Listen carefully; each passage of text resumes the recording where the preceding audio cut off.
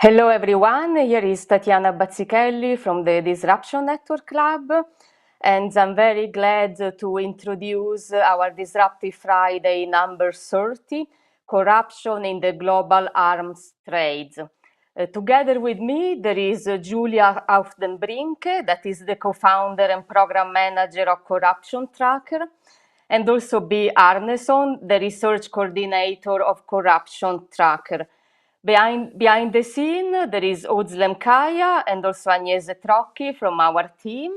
And I also want to thank the Boiling Head media crew that they always do a really great work for our streaming.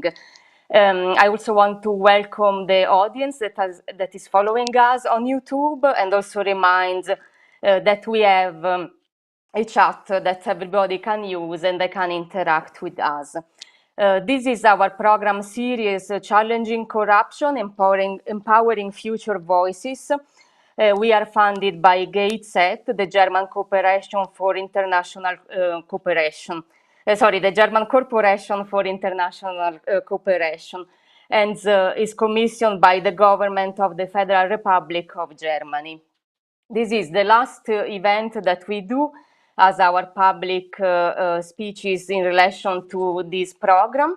And we are very happy to say that so far has been really an important project that allowed us to involve young people between 18 and 30 years old that wanted to know more about corruption and also how to empower themselves on this kind of very important topics. And as I say, together with us, we have Julia Brinke in conversation with B. Arneson. Today we are speaking about the effect of corruption in the global arms trade and also the mechanism that sustain the military-industrial complex. This is also, unfortunately, a very current and timely topic because we are all witnessing the situation that is happening now in Europe and also especially in Ukraine. And so we decided that for us was also very important to focus on the discourse of arms trade, the industrial complex in relation to military programs, and at the same time trying to speak about useful resources to empower young activists, researchers, and journalists. So we have been doing many Disruptive Friday events in this specific program, and this is the last one that is also touching the discourse of democracy and freedom of speech. But especially we want to work and understand better on the discourse of corruption, and especially our speakers will mention the work they are doing with the Corruption Tracker project, that is a database of corruption cases within the global arms trades. I will not introduce both the speakers, but our moderator today, and then she will introduce her colleague Julia Brinke. So the moderation is run by B. Arneson. She is a research coordinator for the Corruption Tracker and an outreach coordinator for the World Peace Foundation program, Defense Industry, Foreign Policy, and Armed Conflict. She's also the founder of Paperbacks for Perpetration that provides books to people incarcerated in the US. And she got MSc at SOAS, University of London. Her previous research has a focus on LGBTQ rights and the occupation of Palestine, drone warfare in the MENA region, and the US prison industrial complex. So now I leave the words to B, and then we will start with our presentation, and I will come back at the very end for the closing and also to introduce what is happening next at the Disruption Network Lab. So thank you for being with us, and thank you also to all our audience, and especially the young people that have been following us so far since last October for this very important program. Thank you.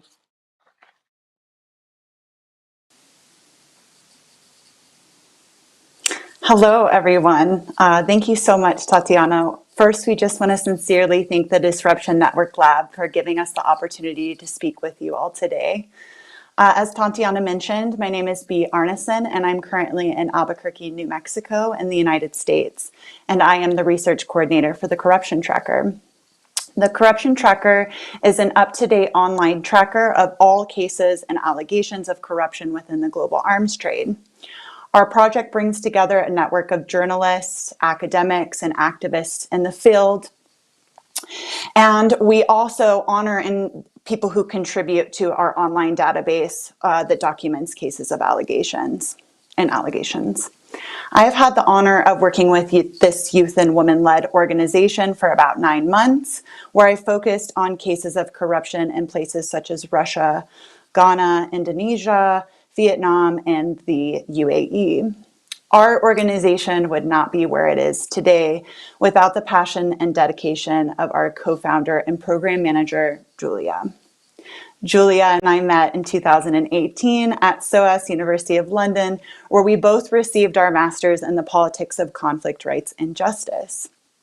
Julia and I both have a passion for understanding how weapons influence the industry and a general kind of dedication to dismantling the military-industrial complex more generally. Julia is not only one of our fearless leaders of the CT, but she is also part of the Forum on the Arms Trade Emerging Experts 2021 and 2022 cohort. Today, we'll be discussing the detrimental effects of corruption in the arms trade on democratic systems.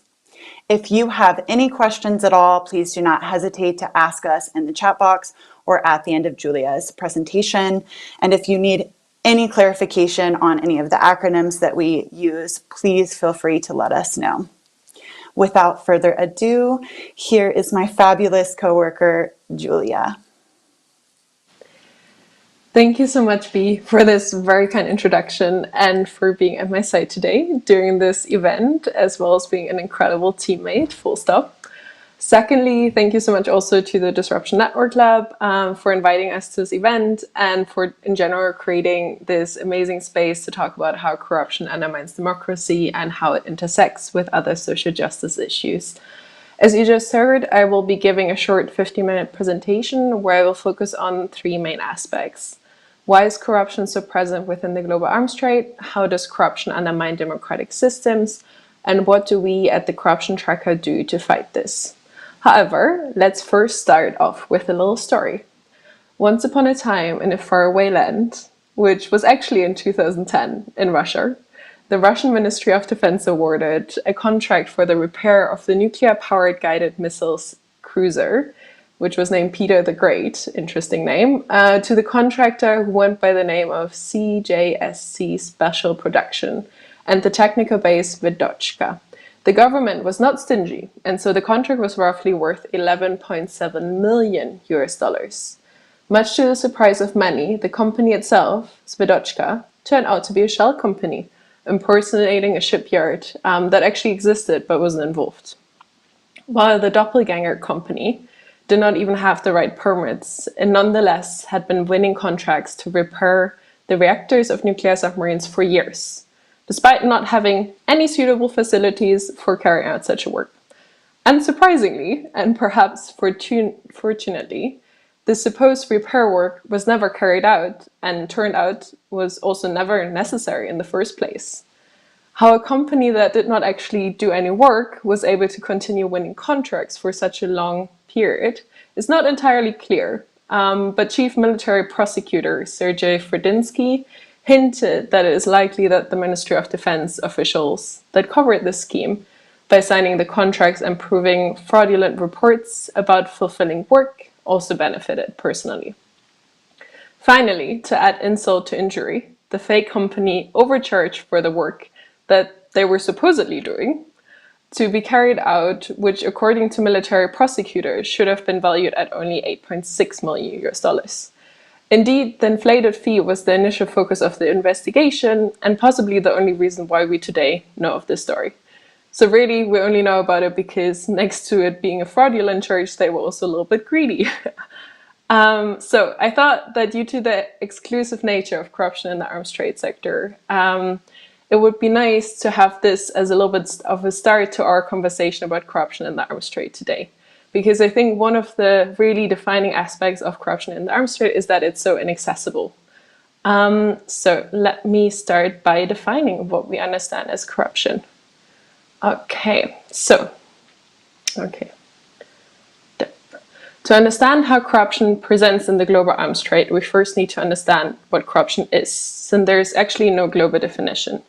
At the Corruption Tracker, we use the definition by Transparency International, who define corruption as the abuse of entrusted power for private gain. It is important to note here that corruption is not, as it is often referred to, a third world problem or a problem that only exists in states that are seen as undemocratic, but instead is rather often initiated by large companies in the global north. Corruption in the global arms trade. So a study from 2005, which is sadly the most recent study because research in this field is really difficult, shows that corruption in the arms trade makes up an estimated 40% of all corruption worldwide, which is especially disproportionate number when considering that the arms trade back then only made up 0.5% of worldwide commerce. So like 0.5% of worldwide commerce, 40% of worldwide corruption. Seems to be quite endemic. The arms trade as an industry presents a series of characteristics which make it prone for corruption. So with many vulnerabilities of the arms trade that open it up to corruption are rooted in policymaker beliefs in the arms trade, importance for national security. This means, for example, that many countries which to maintain an independent defense industry. Even this would not be efficient in a free market. With the potential exception of the United States, these are usually not sustainable from the domestic military needs. Thus, states tend to overinvest and promote exports in order to support their domestic industries. However, most countries are not in immediate danger of foreign attacks, luckily. And I mean, this is not applied to all, as we know. And thus buying really expensive new equipment is a luxury, which means that we have relatively few buyers in comparison to sellers. So consequently, the few high value deals, such as submarines and aircraft sales, are especially vulnerable. And this automatically sets the stage for corruption. These deals, additionally, are also very high tech, very customer specific. There's not really a thing as like such a thing as an off-the-rack arms sale, which helps buyers and sellers mask bribes behind price differences, right?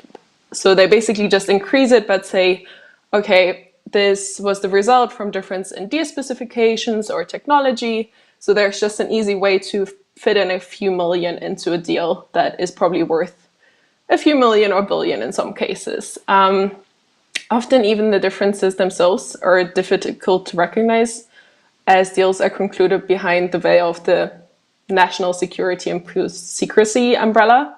So even just getting the access to the actual information and numbers is really hard. Lastly and crucially, the arms trade is a highly political business.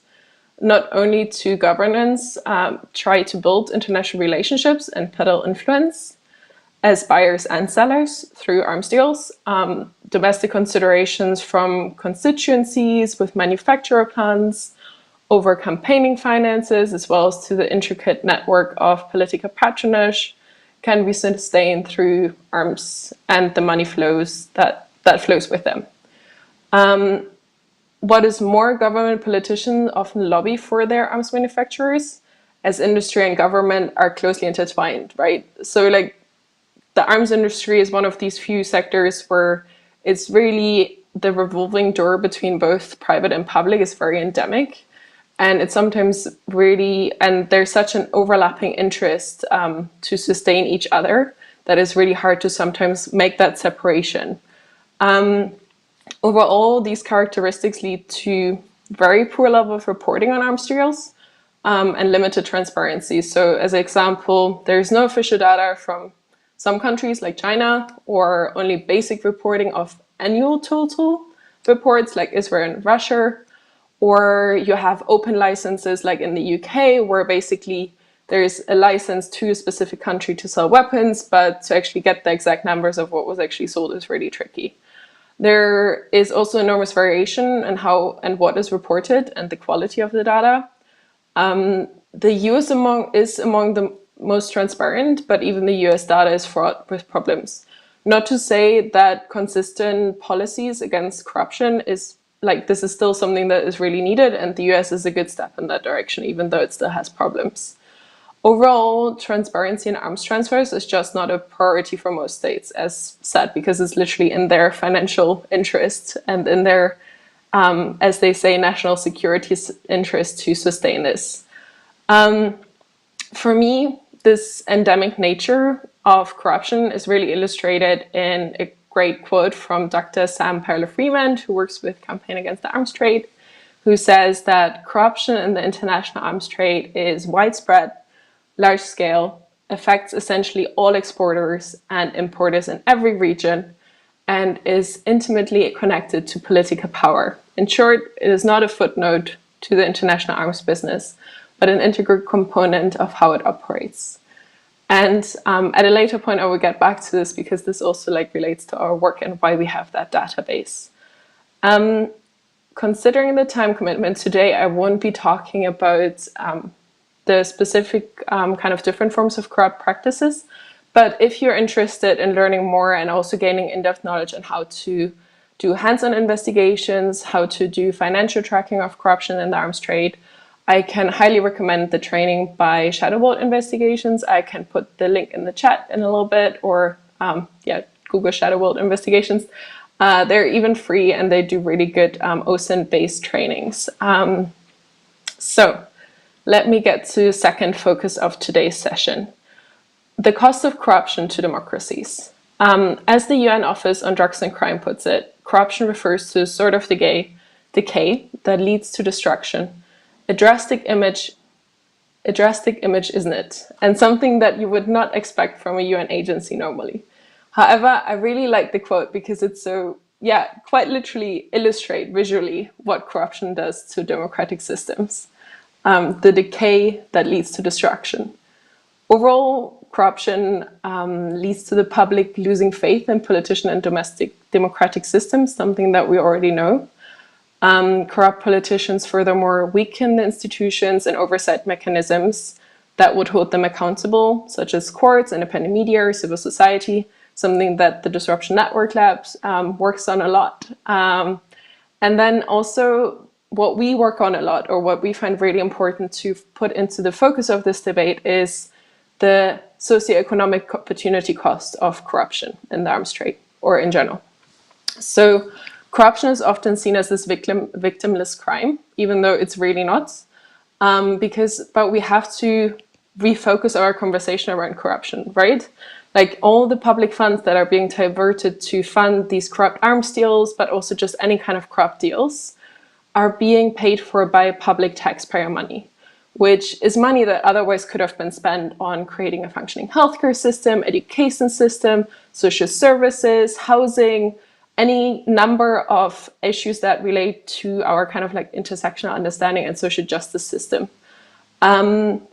These are things that made me especially angry in the last 1 or 2 years, when around the world we saw healthcare systems not functioning, states not being able to afford vaccines. And then if we see okay, but these states literally a couple of years ago were spending millions of billions on these arms deals that were corrupt, or they just didn't need in the first place. So this is something that, especially as Tatiana already mentioned, with the war on with the invasion of Ukraine right now and the increase of military budgets across Europe and the US, while I understand it, my question is, okay, what programs for equal and just societies will not be funded during the coming years? Because where does this money come from, right? And this is, I think, something that we always have to ask ourselves when we talk about the military-industrial complex and the funding that goes into that. Secondly, if we're talking about regional stability and democratic societies, the artificial influx of weapon system is proven to increase the likelihood for an armed conflict to develop. If there is no arms, it's less likely for groups to go into active military combat against each other. If arms are just lying around that were never like needed in the first place, it's just a lot more likely for conflict to develop. This is something that a couple of studies have proven. And as we know, during war times, the state of emergency doctrine is often employed, which first of those is like basically the victim is often free speech and the rights of citizens. We see that in most conflicts where basically the moment that it's being declared an emergency, the rights of citizens are being undermined and democracy is being put on hold in a lot of states. Something that for me is also really important is the diversion and the long-term destabilization of regions through arms. So if we're looking at arms, we often only think in the short term, but actually we really have to think about the longevity of weapon life cycles that are often underestimated. So Conflict Armament Research, which is this NGO who track the diversion of arms across the globe, recently found a weapon still in active use, which was originally produced in 1913 during the First World War in Germany. Weapons have an extremely long life cycle, which means that they also need a long management cycle, which is the part that is rarely accounted for and nearly never the topic of public debate, which I find worrisome, if not the least. And while weapons formally have this end user agreement, which means that basically if like Germany sells weapons to, I don't know, whichever country, basically they sign an agreement that they won't resell those weapons to another country, because under this whole national security paradigm, the idea is that states only sell to friendly states and want to make sure that the weapons stay in that state that they're selling to. But this does not actually always, that's not reality. We have loads of case studies where actually weapons keep on being diverted. Whoop. Sorry, I put myself a timer. I'm realizing that I'm already a little bit too long.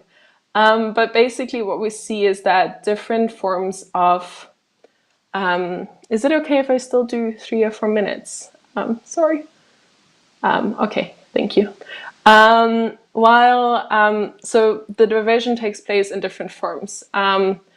And the last example of what we've been seeing is in the US, where basically US is in Afghanistan, where basically we see that now the US weapons are used by the Taliban. So therefore, when we talk about arms trade, we have to always consider how this influx of weapons will influence the geopolitical landscape of a region over decades to come, which makes deals that only come to fruition due to corrupt practices and personal interests so much more harmful to the democratic system and human rights for an entire region. Okay, let me hurry this along a little bit. So in preparation for this talk, we discussed how corruption, due to its intrinsic nature and connection to governmental structures, is often an honestly depressing topic to talk about, since we often all agree that it's not an issue, that it is an issue, but as individuals or small civil society organizations, it sometimes feels like a daunting problem to take on. Now at the whole national security umbrella that shields the arms trade from the public eye, plus a global elite system of influence peddling, and it gets really fun. Instead of talking about that, let's rather talk about some small acts of resistance and disruption that can have a really positive impact. So we, as a youth and female-led startup and ground our work in 4 foundations. So expanding our case database that was already mentioned and completing it with blog pieces.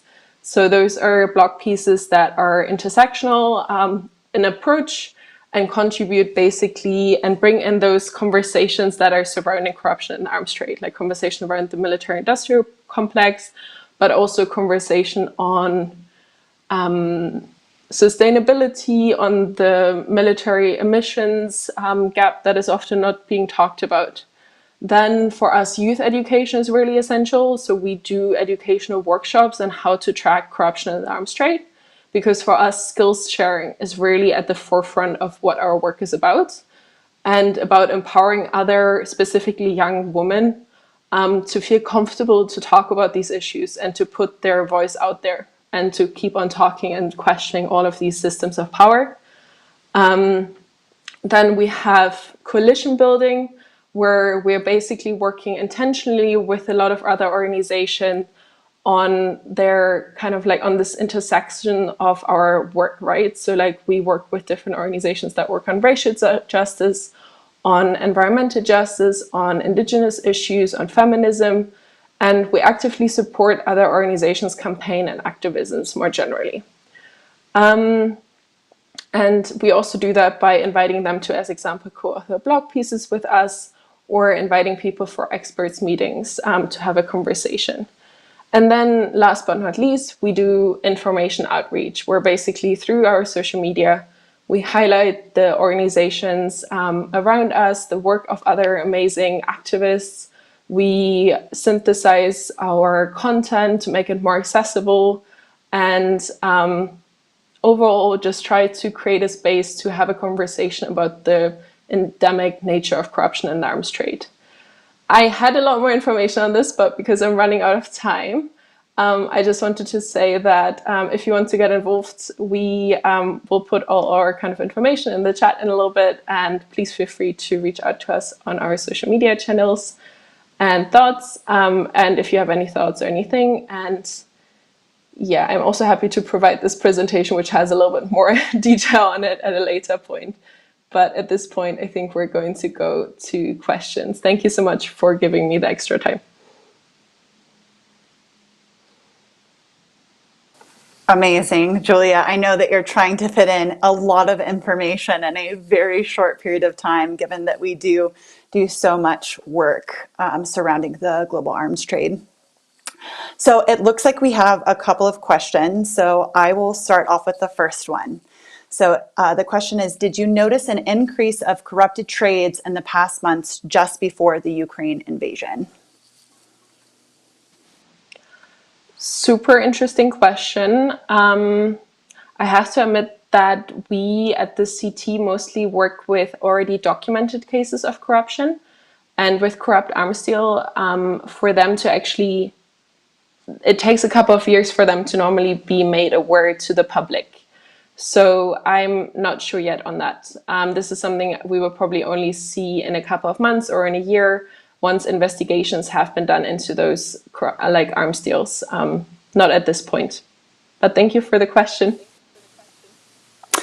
Yeah, just to kind of elaborate on that as well, I think the one thing that we do kind of want to point out is that we are very cautious of the loosening of restrictions around arms exports. There seems to be a big push around this with the defense of Ukraine, which I think, you know, is important to defend yourself from an invasion, but it does kind of bring into question some of the importance of what these arms might look like going forward, who they will end up with, things of that nature. The other question that we have, Julia, is can one see a demonstration of the corruption tracker?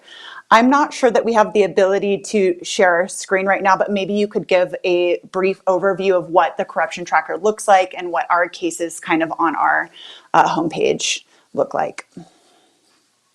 Absolutely happy to. So our website is www.corruption-tracker.org. And what you will see when you go to our front page is that we currently have 44 cases online, of which we have to say we didn't do the research on all of them. Like a lot of credit there goes to Sam Perler-Freeman and Sia Donlin, who worked with the World Peace Foundation and did the foundation for our work, basically. So what you will see there, and also the most recent cases are actually the work of B, who's present here today, is basically a synthesis of these very corrupt cases that are these very complex cases, right? So like B has recently been working on this series of arms Airbus cases to like 19 different markets that they actually signed, that they actually admitted to having employed corrupt practices, and signed a deferred prosecution agreement for it. So they didn't actually get charged as a company, but they did sign a nearly $4 billion US fee, as far as I know. So you're going to have those cases, right, as part of our compendium, where instead of having to read through the 40 pages of the DOJ report, Like B has done that basically for you. B has taken the investigations from the French, from the US, from the UK authorities, and has synthesized them down into like basically 2-page, more or less 2-page, very well resourced articles where you can basically just look into like, okay, how much was the amount that was spent overall for the arms? What was the corrupt sum? Which actors specifically were involved? And it's all well sourced and like well referenced, because something that we often see with corruption allegations or even investigations is that a lot of the information, even between different state authorities, sometimes isn't exactly the same and sometimes even doesn't 100% match up. So that kind of information you're going to see on our website. You're going to have a search function. So if you're from, let's say, from your home country, right? Like put in the name of your home country and see through the cross-referencing option, where was my country involved? Either companies from my country or actors or the government itself, which I think is always really, really interesting and helpful. And also you can see if you're interested in a specific weapons type, you can just like look for that weapons type or for the name of a specific politician. Like it's really helpful if you're trying to research specific actor involvement also across cases, which I find always really intriguing to see like how often actually the same governments or the same actors or companies like Airbus are involved, right? And then, in addition to that, we recently launched our blog that I just shortly mentioned. So you're going to see a beautifully written piece by B on the coloniality of corruption, which you can give you more information on that if you're interested. And you're also going to learn a little bit about our project overall. And soon we're also going to have kind of like a resource list that we're still working on right now. So we're currently collecting resources that will make it easier for others to get started into learning more about corruption in the arms trade. So kind of giving you like an easy guide. I know this was a very long explanation, but I really love our project, so I kind of tend towards talking a lot about it.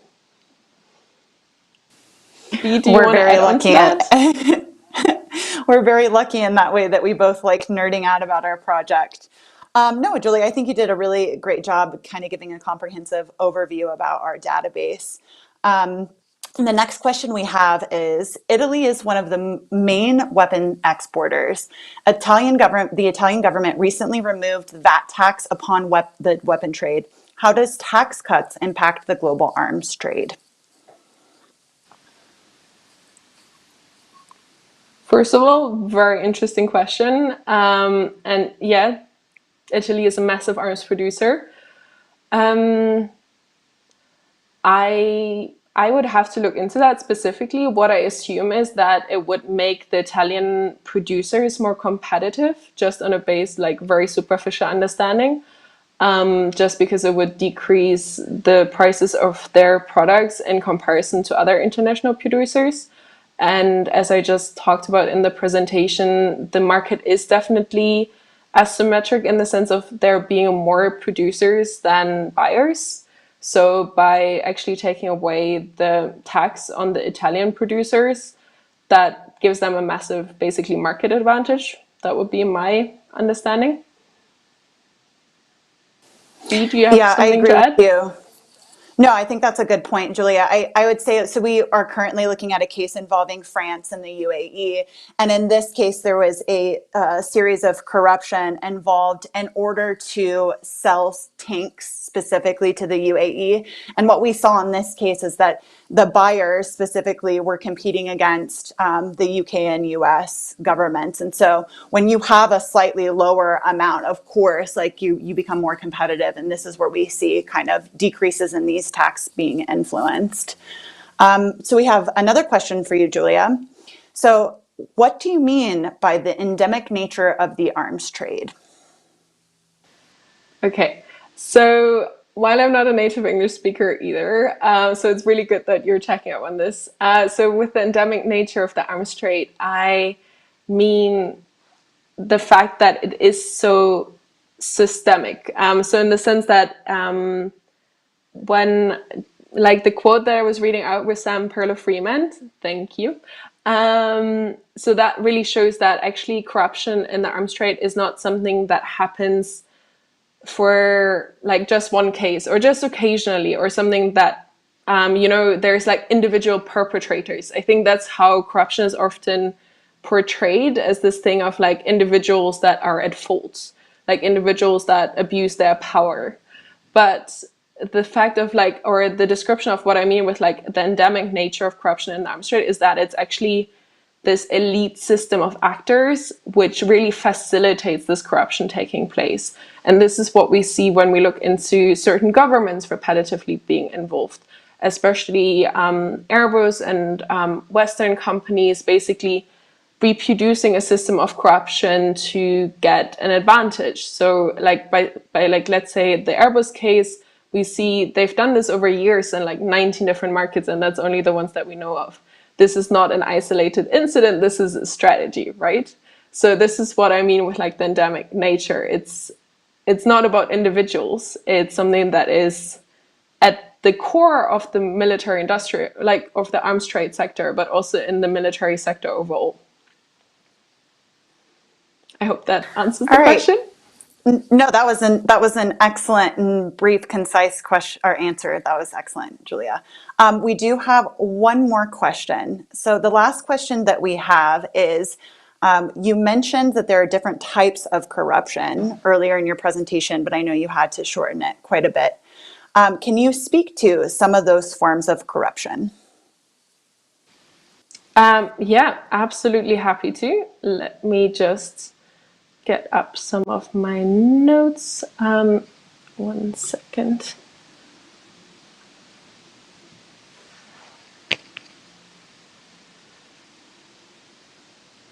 Sorry. Just because I can speak to one of the main ones is bribery, right? That's like the most well-known and easy kind of form of corruption. We see this consistently. This is something that is often done, like in the Airbus cases, for example, which is at least 19 markets. We see constant forms of bribery to governmental officials and their family members. You can see that in political contributions. You can see it in the support of sports teams sometimes, which is really fascinating. Julia, do you want to speak more to some of those forms of corruption? Yeah, thank you so much for doing that transition. So economics offsets, as example, is being seen as like the new threats. Offsets describe the process when a defense company is obliged to provide defense or civilian investment in the economy of the purchaser. So basically they're saying like, okay, you buy these weapons from us, but we're going to invest in your local economy to like somehow make up for the cost of this arms deal, basically. And there are two main avenues of corruption are hiding illicit fund flows in their like the guise of this like false work, or cutting in officials into profitable offset ventures. Then we have, of course, like over invoicing that I already mentioned. So like just inflating the value of a deal, off book spending, just old school kind of like nepotism, embezzlement, and kickbacks, where basically kickbacks describes the process of like the deal basically being overinflated, but then the receiving company promising to basically pay back some of that like over increased like price of the arms deal. So basically sending it to the corrupt person, back to the corrupt person, basically. Perfect. Julia, we have one last question. Oh, we've received so many wonderful ones. We're going to have to keep this short and quick, though. So the last question is, what inspired you both to get involved in corruption, specifically in the arms trade, and what is your favorite or most interesting case personally? Okay, quick response. I think the Yamaha deal is really interesting to me personally. It involves South Africa. Check it out, it's on our website. Personally, I really find it interesting to talk about corruption in the arms trade because it combines my passion for peace building and disarmament with also that conversation about good governance and like the systemic levels of injustices that are taking place, and kind of just highlighting those. So that I really find this very niche topic, but this intersection very interesting to work on. And I think it's a great way to talk to a lot of people from different perspectives. Yeah. B, what was your passion or origin? So I started off studying drone warfare in the Middle East and North Africa. And that's where most of my research had focused on in grad school. And I had the absolute pleasure of Julia reaching out to me and asking me if I would be interested in being a researcher for the CT. I didn't have a lot of experience working on corruption, but I have absolutely just become obsessed with this topic. It's so important to understand. It's so important when we discuss ongoing conflicts all over the world, not only in Ukraine, but also in Palestine and Yemen, Libya, literally just everywhere. And then I would say for my favorite case, I have been really interested in working on this Airbus Indonesia case recently. And I think it's really interesting because of the fact that there is no Airbus employee that was personally charged with any crime, even though the company itself paid $4 billion in settlements. But there was at least 4 actors in Indonesia who were arrested and sentenced for anywhere from 4 to 8 years. And I think it brings a really important conversation to the table when we discuss Westerners getting off for doing cases of corruption. All right, I think that's it for our questions section. Thank you so much to all of our viewers who have been asking these questions and just staying for our presentation.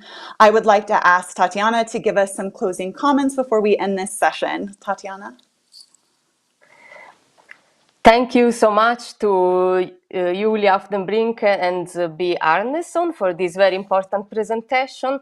I think was a really special way to finish our series of the Disruptive Friday for this specific project. I also wanted to mention to our public that we just finished a conference at the Disruption Network Club that was called The Kill Cloud, in which we also spoke about the drone war and the use of AI to enable targeted killing. So I would also suggest our audience, if they are interested to dig more in these topics, all the videos of the conference are on our website, disruptionlab.org. And then I would like really to list the people that have been working with us for this specific project. In particular, give also some special thanks, since this is our final events of the Challenging Corruption project. Specifically, I would like to thank Annette Geithner, that is the advisor in the Gates sector program on anti-corruption and integrity. She has been a very important partner for us in this specific project, so I really want to thank her a lot.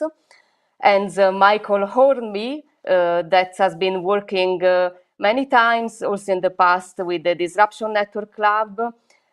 He's a communication consultant for the Anti-Corruption Data Collective and has been also consulting us for this specific project on challenging corruption. And he will be also the facilitator for our last workshop.